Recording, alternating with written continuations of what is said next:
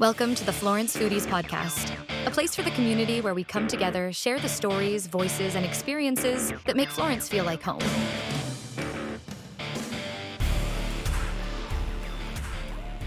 Doug the food guy.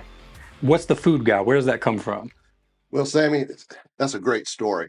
So, what you have to first understand is we had 4 kids go through our house, and we're blessed enough to have a swimming pool in the backyard. And I've been in food business my entire professional career.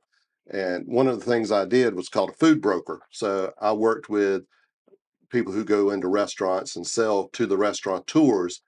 I sold them on the backside. So, I would have about 30 different manufacturers of samples in my coolers and freezers around the house. And one or any of those kids at any time on a weekend could have 1 to 14 friends over. So, having a pool, having a grill, and having access to here's 2 hamburgers, here's 3 hot dogs, we got a piece of chicken over here, just kind of throwing together whatever leftover samples I had from the week and just fed everybody and just became the food guy's house. And that's how I got the name Food Guy hung on me. That was my daughter Savannah that did that, her and her friends. And then somewhere around right about 2020, I had a friend of mine tell me that because I work from home, that I needed to get out and do something more in the community. So I started going to the city center farmers market, and one of my friends, Jonathan Lipsy, who is a coffee roaster, he just sent me a whole bunch of coffee and said, just get out of the house and go sell coffee, give it away. It doesn't matter, do something. So when I filled out the application for the city center, I had to have a name, and I couldn't think of anything. And then I was reminded the food guy. So Doug, the food guy, became my name at the city center, and it just kind of stuck. I got 4 children as well, and a 5th on the way. So, Oh wow, house full. yeah. So I can see how that would happen, and they do like to eat. They're all hungry. Yeah, I've got one that's 13. He's actually just turned 14, and so we're in that phase now where, man, you're gonna have to get a job or something. I don't know if we're gonna be able to maintain. Well, there comes a point where you buy 2 and 3 gallons of milk at the time because you can't get back to the store fast enough. Yeah, exactly. Okay, so that makes sense. So, and it's Doug Smith. Food Correct. guy's not on your birth certificate. So, just for the record, so what is your relation to Florence? Are you from the area? I'm born and raised in Darlington, and at some point, I moved away from Darlington.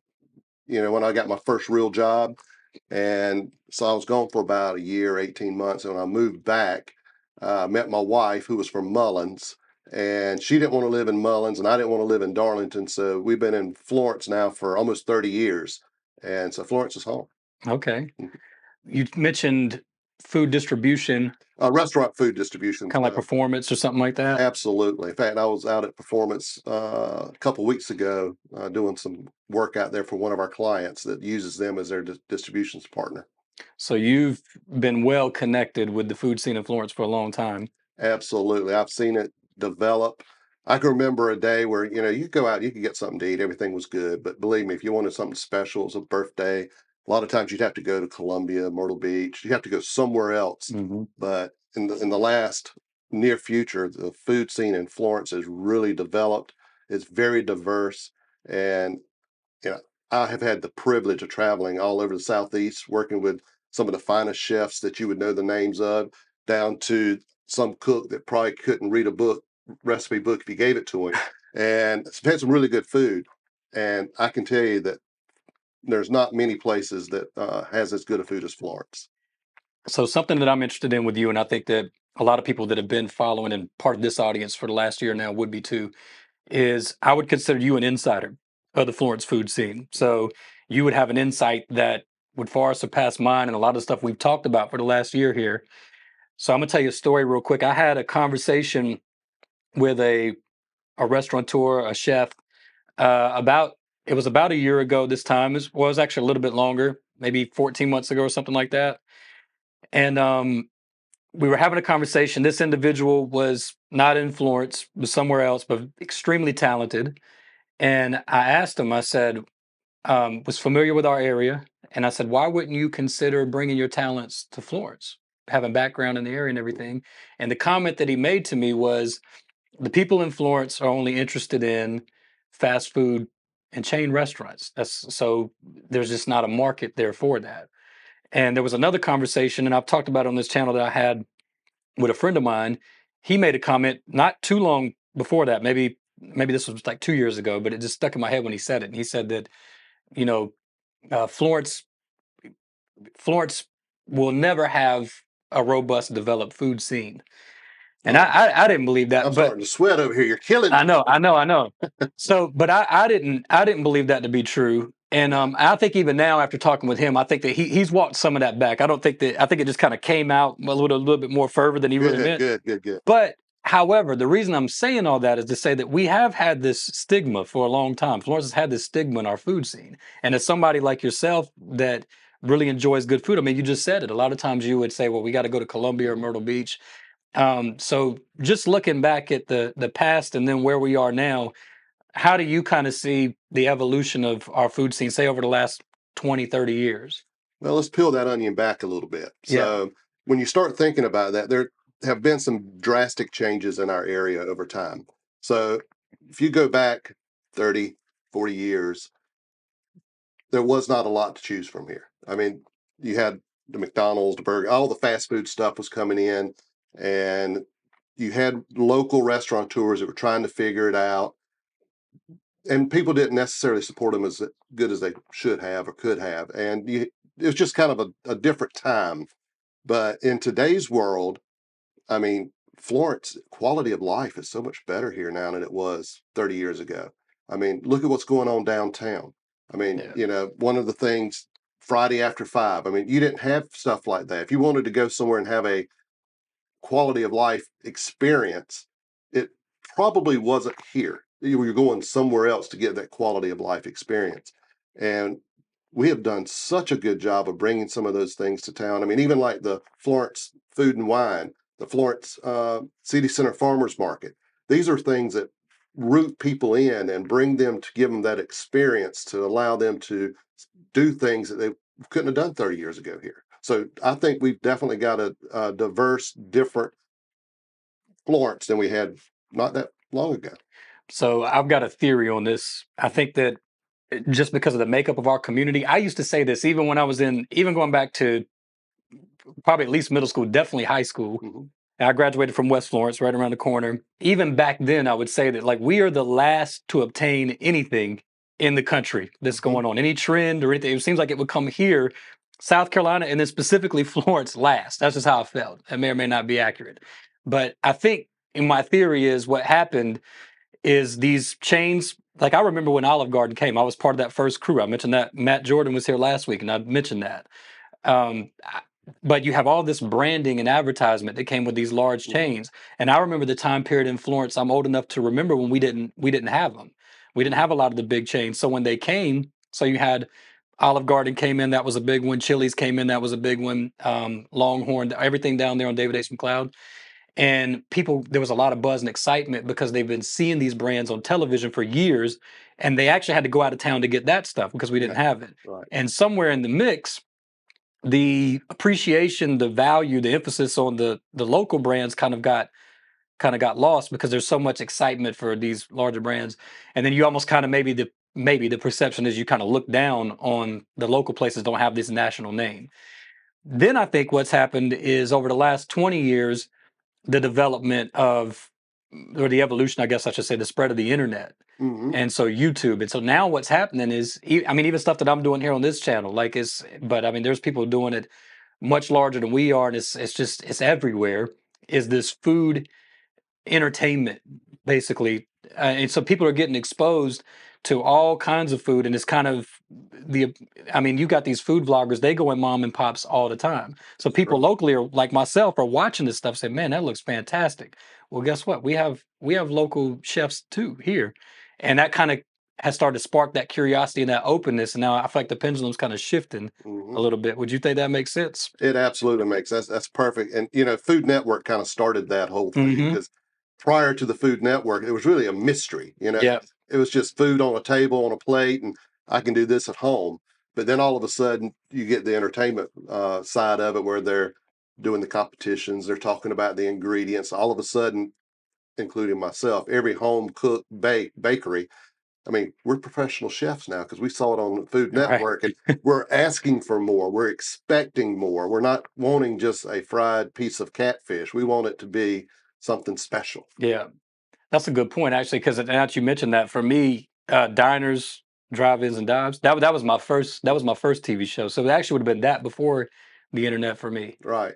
So yeah, I think that's been part of it. It's just it's really just exposure, getting exposed to more things, and then we've got chefs that are capable and willing and creative to come try new things, and so it's a perfect match. So I hope we're on the precipice of an explosion in the Florence food scene. Really, I really believe so too, especially with, I mean, geez, what is 600 houses, rooftops coming to Florence over the next few there's a years? lot. Yeah, It's a lot of them. That which is again goes back. You were talking about all the national brands.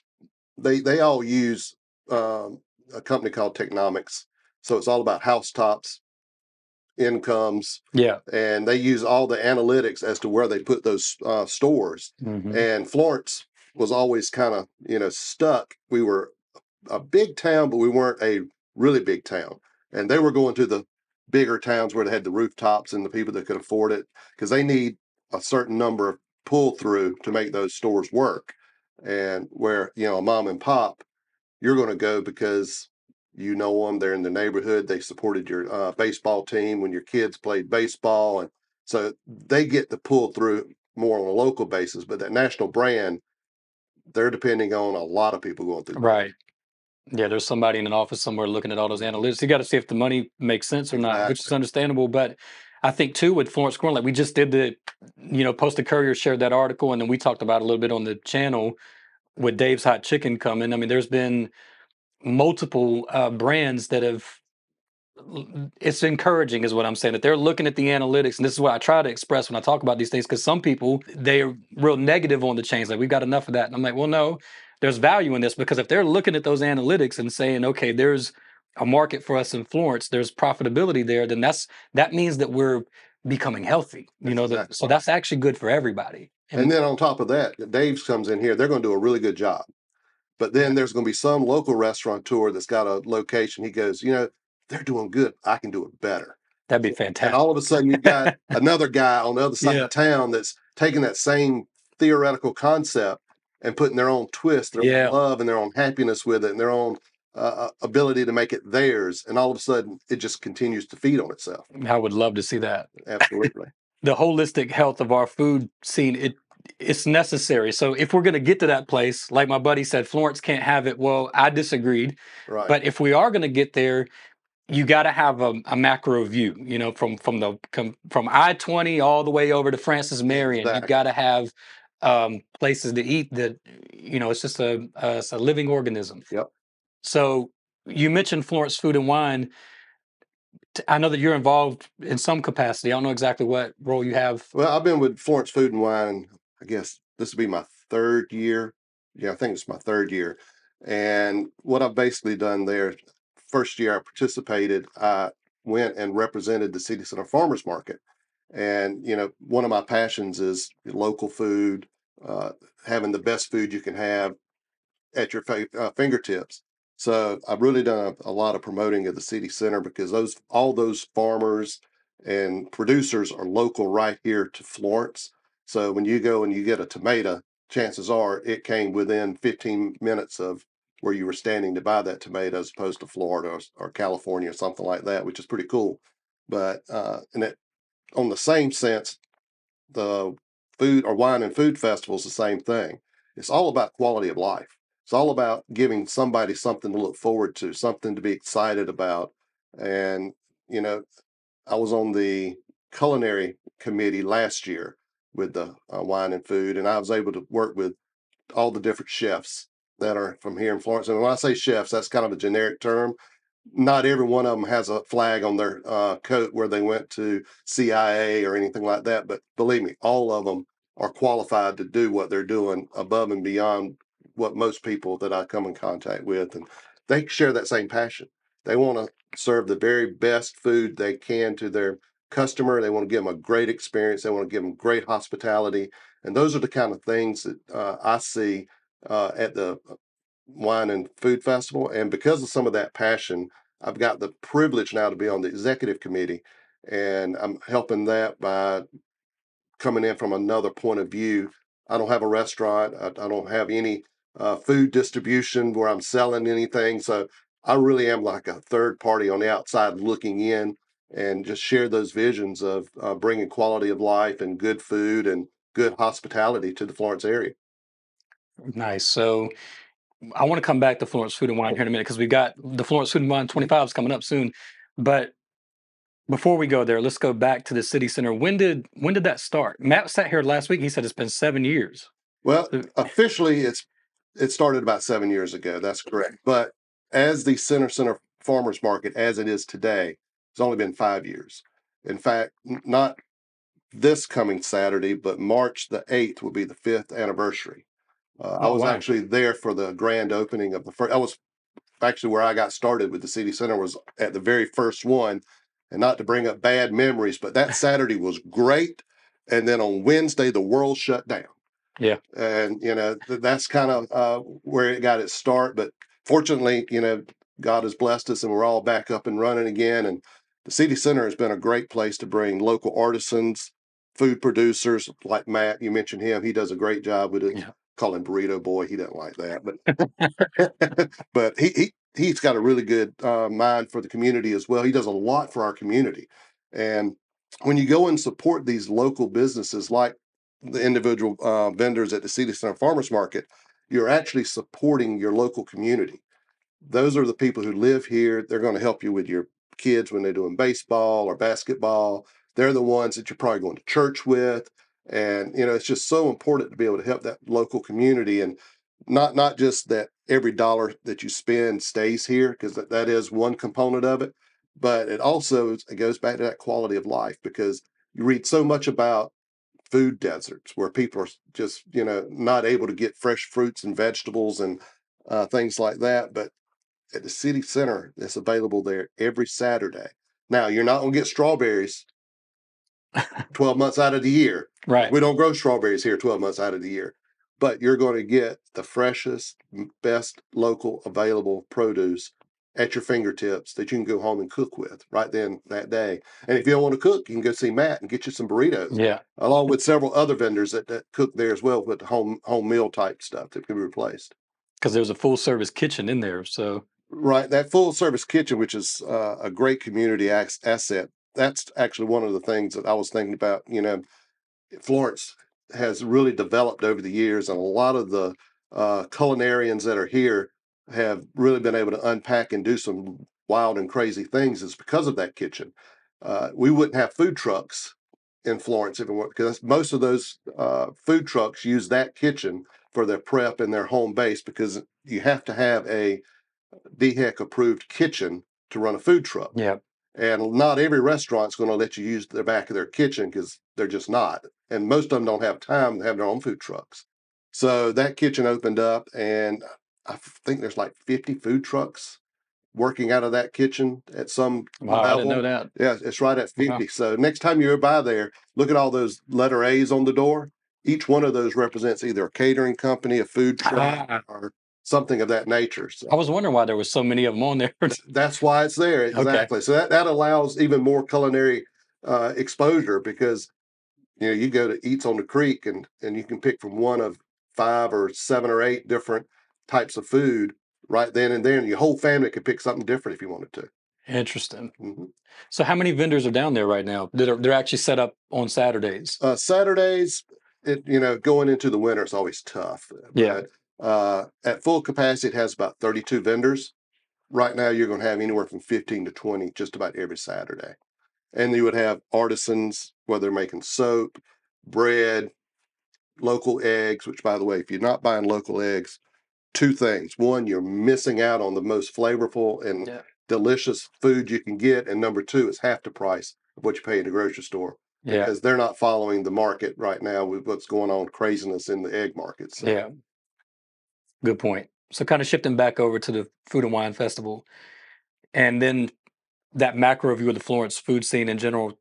We did a video showcasing Victor's last year, and I mentioned in that video, I actually titled the video that way. I titled it "This Restaurant Changed a City," sure. and it's supposed to be catchy and everything, but I really do. to a degree feel that way. Now, there's been a lot of moving parts that have gone on into the development. We talked about some, sociological things a minute ago. There's a lot of, I think, pieces to that equation, but I do feel like Victor's was kind of like this catalyst. It was a starting point to a lot of shift, obviously downtown with Hotel Florence and everything we saw. And you tie that in, you've had this development.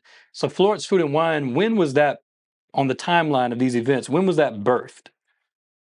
To your knowledge, I guess. I could say that, it's been on again, off again, on again, off again a few times through there. And you mentioned Victor's.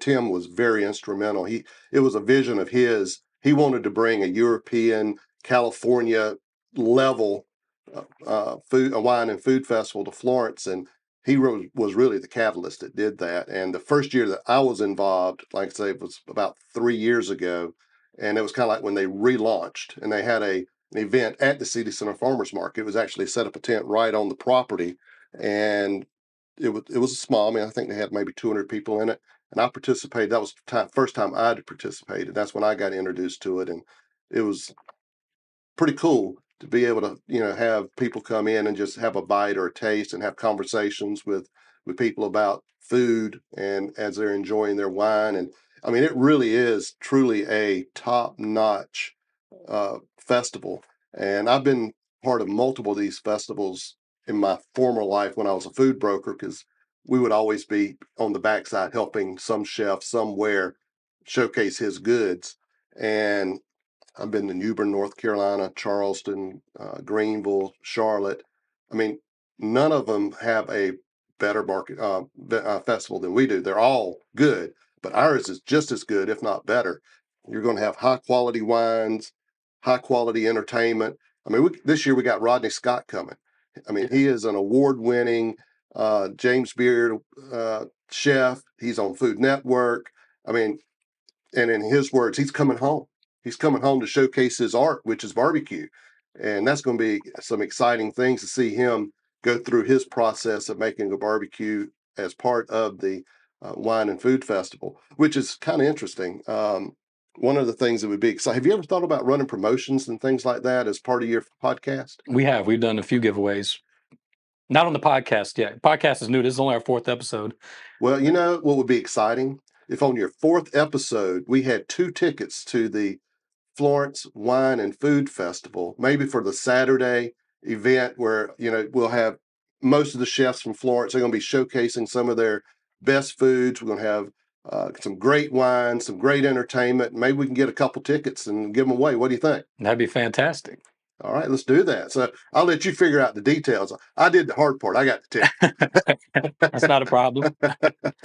Yeah, so we'll do that. That'd be fantastic. Cool. So thank you for setting that up. We'll give away a couple tickets. So that's Saturday. That's the grand tasting. The grand tasting. Now, tickets are on sale now, starting on Thursday, the 27th. There'll be an event, and then Friday, and then Saturday, there's 2 events. So we got a lot going on. One of the events on Friday night, we're actually going to be inviting some food trucks to come and set up in downtown Florence, and you kind of sip wine and savor some food and walk around and go into some of the shops. It's going to be a great event. And this year, like I say, first time ever, we're bringing in some food trucks to kind of add another layer of fun to it. Are those all local or food trucks coming in from other places also? I'm only looking at people local. Nice. So I'm the kind of heading that part of it up, and food trucks local to Florence and some diverse food so that we can have some different things on our palate as we enjoy wine. Is there a website or a location that people can go kind of look into what's the event this year? Absolutely. Florence Food and Wine website. I'll get that over to you so you can actually put it on the web. Yeah, I'll put it down in the description. Put it in the description, but FlorenceFoodandWine.com, I think it is. But tickets are on sale now, and there's some VIP opportunities. Those go real fast. Yeah. If you want those, you need to get on there real quick because they go quick. Yeah, I got to attend last year, not last week, and that's a great event. That's a big contributor to everything that we're talking about. I mean, bringing all of this talent into town, and then, our locals can go get exposure to food. Rodney Scott coming is obviously a huge deal. So that should be really exciting. So looking forward to that. It's going to be a big event. Been a lot of planning going into this year. And like I say, having Rodney come in, he's excited about it because this is, even though he's not from Florence, he's from Hemingway. Yep. Florence, the greater PD area is his home, so he's excited about being here. We've been down to Scott's and Hemingway some years back. So yeah, that's great. Bringing Rodney home, that's pretty cool. Absolutely. So what we'll do, that's 2 tickets to the Grand Tasting. That's going to be on Saturday, March the 29th, right? That is correct. And it'll be from noon until around 3. Noon to 3. So we'll give away 2 tickets. So the way that we're going to do it is there'll be 2 ways that you can enter for that. One won't cost you a thing. Now I'm going to put this hashtag on the screen if you're watching this on YouTube, but if not, it'll be down in the description of wherever you're listening to this podcast at. You're going to hashtag Florence Foodie and Wine 25. And if you share this podcast episode or the podcast in general and or the YouTube channel that this podcast resides on as well, with that hashtag on any social media outlet, I'll be able to find them. Then I'm going to go through on the 16th, that Sunday, March the 16th. I'm going to gather all of those usernames that have used that hashtag, Florence Foodie and Wine 25, and I'm going to put them in a randomizer and draw one winner for those 2 tickets. A second way that you could also double up and get a second entry is any Florence Foodies merchandise that is purchased from the time of the release of this podcast until March the 16th. There'll be a space to put your email address or phone number and or either one. Both is also fine in that order. I'm also going to collect all of those. So any merchandise, anything from a sticker to a shirt, anything like that that's sold, you also get an entry. You can get a second entry if you do both. So again, that's hashtag Florence Foodie and Wine 25. Share the podcast or the YouTube channel, either or on any social media platform. I'll track them down, put them all in a spreadsheet, dump them in a randomizer, and you can also get a second entry or just an entry in general. Any Florence Foodies merchandise that's purchased from florencefoodie.com, which that website will also be down in the description of this podcast. And so again, thank you, Doug, for those tickets being supplied. That's a great event. And it is, I think, a huge contributing factor just to the development. A lot of cities have these. So I know Charleston has a big Florence Food and Wine event. I mean, not Florence Food and Wine, but a food and wine event. Charleston, absolutely. And yeah, Charleston Food and Wine event. And it's just that further development of just bringing talent in, culinary professionals, people getting exposure to food. They get to eat and mingle. And it's just this development. I was driving through downtown Florence. My sons played basketball, and they play and practice down at the Barnes, the Pearl Moore gym down there, right by the city center. And I was driving through, practice. This was night before last. And just looking at all the lights coming down Dargan, the FMU pack, and just, looking on down that corridor down Dargan Street and just seeing how far that has come from back even when I was in high school, which was just, 20 years ago. And just the development and then seeing that there's still so much potential. There's still so much space for further development. And so it really is. I mean, our food scene is developing into something that everybody should be super excited about, I believe. Very diverse, for sure. If you can't find something you love to eat around Florence, I'm not sure what you like. You got to be pretty picky. Yeah, I mean, there's definitely something for everybody that's growing. So, I mean, I think there's more things that will be coming down the pipeline to be very excited about.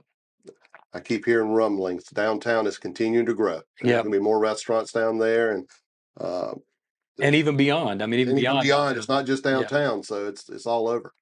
But the downtown district is definitely something to be very excited about. Exactly. And so if you haven't ever been and never spent any time downtown, then definitely you need to go down there, grab a bite to eat.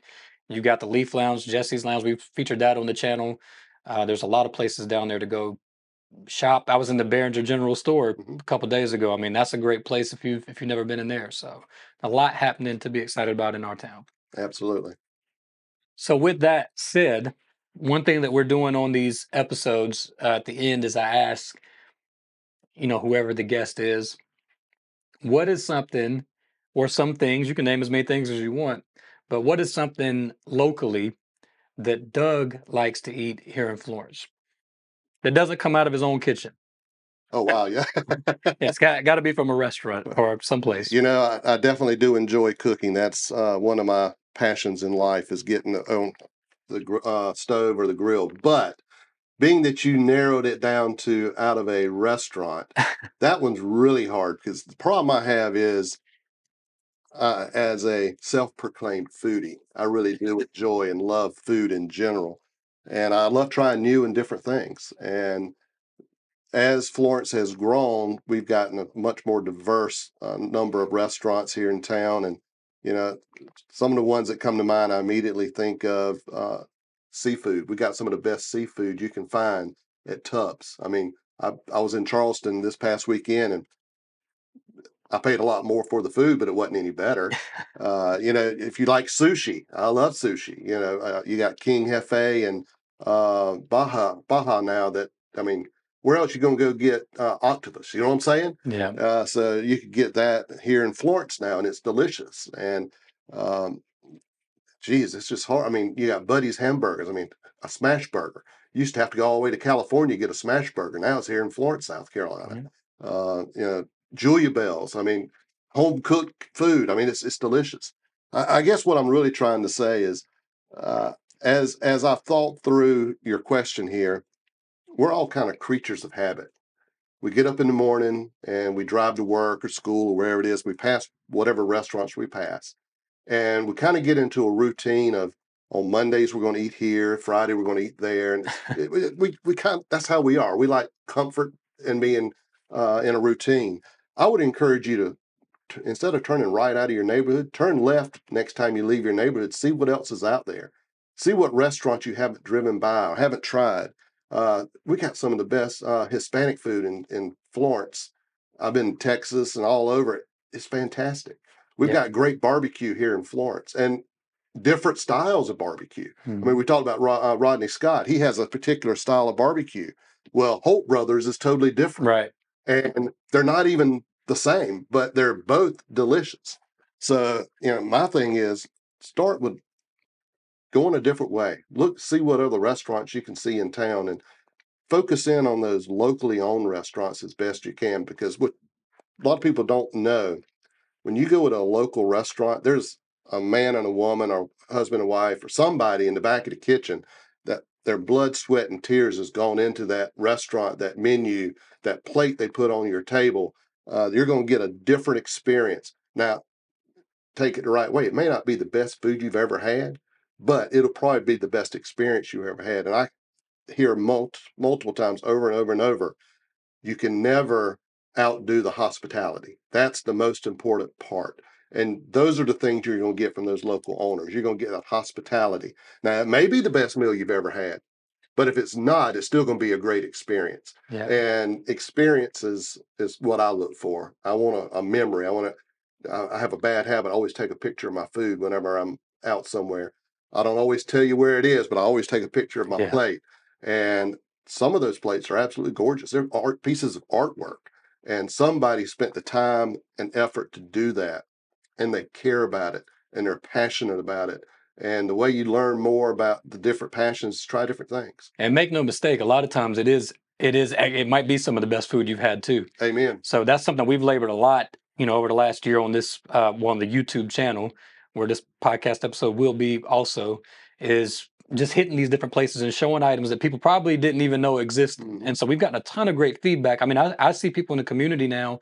I was at Ham Seafood last week, and a guy caught me at the door. He may listen to this, so if you do, then you'll get a laugh because you didn't know what I was thinking when it happened. He catches me right at the door, and he was like, he was like right Yeah. here. And he was really intense. He's like, I just want you to know. He's like pointing. I'm like, oh man. I'm like, Oh, what did I do? He's like, I want you to know that I'm here because of you. He said, I've rode by this place hundreds of times and never stopped because of, he had his reason that he yeah. never stopped. He said, but when I saw your video on it, he said, something told me I should trust this guy and go here. And he said, I've been coming since. So I said, this your first time here? He said, no, I've been coming since I saw it. Wow. And Wade is such a nice guy. Yeah. I mean, he's been around, second generation seafood guy. Yeah. And, he only puts stuff out he loves. But it's an inconspicuous location. There's Mhm. not a ton of branding and advertising No. everywhere. And so this gentleman is riding up and down Palmetto for years and just never thought to stop. And so that's something that we've labored to do here, is just bring these different items and say, look, there's a lot of really good food all across town. And so you don't want to miss out on something that you could really enjoy. and it's mutually beneficial. Then you're supporting local, and so it all works out. Absolutely. So great answers. I don't mind that answer at all, and that's, like I said, that's something we encourage a ton here. So, well, look, Doug, I appreciate you stopping by. It's been a pleasure to meet you, get to know you a little bit. Thank for the coffee too, man. That was some delicious coffee. Batch 9 coffee. Yeah, FE Pops. You can FE go Pops, pick up a there you bag. Yeah. go. I usually I've had the bag sitting here the last couple episodes, but it kind of, yeah, you can put it right there. It kind of sits in the way of the line of vision, so I took it off today, but there it is right there. Gotta So, love some batch 9. fantastic. Yeah, I just drink it black. No need to do anything to it. I was always told, why mess up a good thing? Exactly. Yeah, and it is. Cheers. So I definitely appreciate you stopping by, and also the tickets for Florence Food and Wine. I appreciate you securing those. Again, I'll put all the information down in the description of how you can enter that. It's free, so you can purchase merchandise. You'll get an entry for that, but you don't have to purchase anything. You just share the podcast or the YouTube channel to share that link in any social media post with that hashtag that'll be down in the description, and that'll secure you an entry to win those 2 tickets. We'll do that drawing on March the 16th. That evening, I'll do the drawing. I'll probably do a video so you can actually see them go in the randomizer. We'll pick the winner, and we'll announce it on social media. But in doing that, I'll have your contact information. So if you win, I'll be able to reach out to you and get your tickets to you. And again, that event, the grand tasting, will be on March the 29th. From Saturday, March 29th, from noon to 3. Correct. All right. So that'll be a really good time. And hopefully somebody can get out there that may not have been going and go to experience that. Because like I said, I got to go for the first time last year. And it's a great event. I think you'll definitely really enjoy it. And make sure you stop by and say hello to me. Yep, I'll be there. Doug will be out there, and also make sure you stop by the City Center. So we had Matt from Saguaro's Breakfast Burritos Unlimited on the podcast last week. So obviously you got to hear from Matt. He's out there every Saturday currently, but there's a lot going on out there. Even during the winter, there's still artisans. There's things you can go pick up.